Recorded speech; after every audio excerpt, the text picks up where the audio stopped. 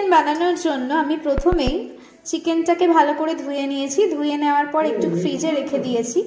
ফ্রিজে রাখার পরে আমি পাতিলেবুর রস আর সল্ট দিয়ে একটু মাখিয়ে নিচ্ছি যাতে নুনগুলো ভালো করে ঢোকে। আর কাঁটি চামচ দিয়ে ফুটো করে দিচ্ছি যাতে নুনগুলো ভালো করে ঢুকতে পারে। এটা হলো ফার্স্ট স্টেপ তন্দুরি চিকেনের।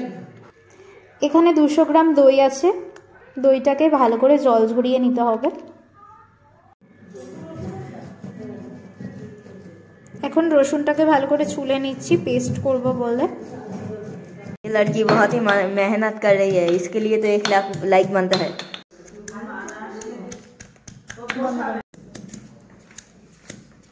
এভারেস্টের যে তন্দুরি চিকেন মশলাটা আছে সেটা আমি দিয়ে দিচ্ছি। 4 টেবিল স্পুন মতন দিচ্ছি। আমি এখানে আন্দাজ করে 4 টেবিল স্পুন দিয়ে দিচ্ছি। 1 টেবিল স্পুন, 2 টেবিল স্পুন, একটু একটু বেশি করেই দিতে হবে বিকজ এটা দিয়েই তো টেস্টটা হয়, তো সেজন্য আমি এইটুকু দিলাম। দেখে নিন আপনারা। ধরানো যে টক দইটা সেটা দিয়ে দিচ্ছি এক এক করে। পুরোটাই দিয়ে দিলাম। এখানে 200 গ্রাম টক দই রয়েছে।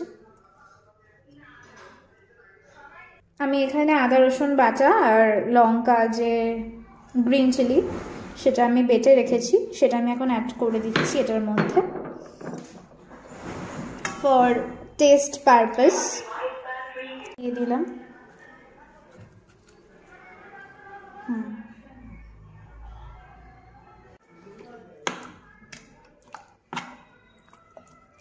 এখন আমি সবকটা ভালো করে মিক্স করে নিচ্ছি ইনগ্রেডিয়েন্টগুলো।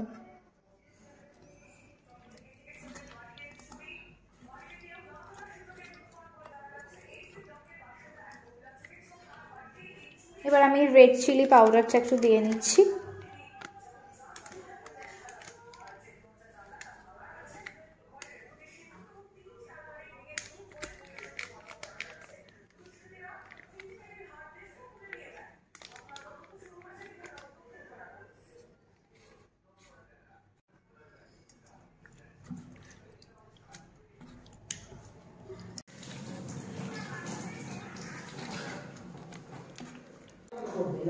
ওটসের জন্য ম্যারিনেট করে রেখে দেব।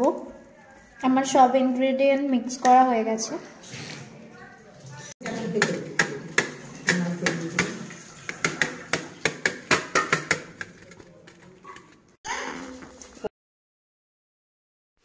আমি প্রথমে চুলাতে সেদ্ধ করে নিয়েছি। আপনারা চাইলে এটা স্কিপও করতে পারেন, ডিরেক্ট আপনারা গ্রিল করতে পারেন।